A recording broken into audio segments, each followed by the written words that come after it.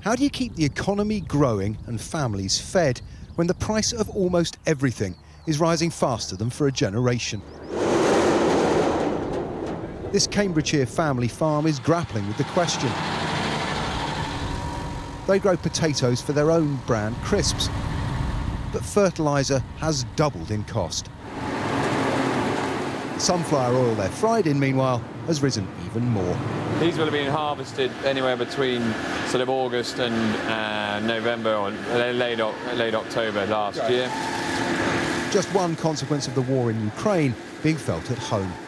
80% of the sunflower oil, which is what we were always using, and we still are at the moment, but we'll have to move to rapeseed oil, but 80% comes from Ukraine and Russia. And with nothing coming out at the moment, it's not even a question of how much it costs in this country, it is simply unobtainable. Consumer price inflation reached a 30-year high of 7% in March, up from just 0.7% a year ago. That's more than 3 times the Bank of England's 2% target, and the bank says it could reach 10% later in the year.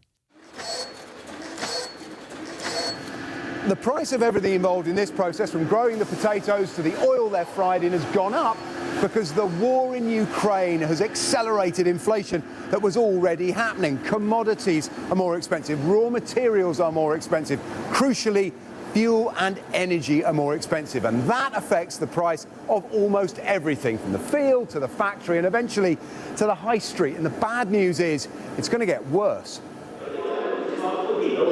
They're feeling the fuel pinch at Manchester's new Smithfield market, where Mariella sells fish to wholesalers and the public. Prices we are incurring at the moment, it is torturous having to, why is everything going up? Why is it? Because we have to, because everything has gone up by at least 25–30%. The cost of our deliveries, our diesel bill is up £1,500 a month, just the increase in diesel.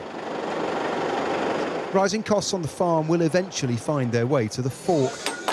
And employers like Grind, a chain of 9 coffee and cocktail sites across London, also face higher wages and paying more national insurance on top of everything else.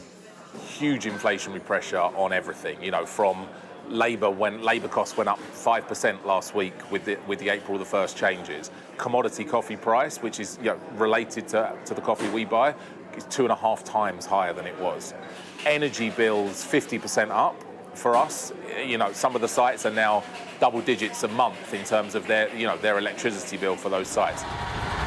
The economy hasn't faced a challenge like this for decades. Squeezed between rising prices and falling real incomes, businesses and consumers will have little room for manoeuvre. Paul Kelso, Sky News.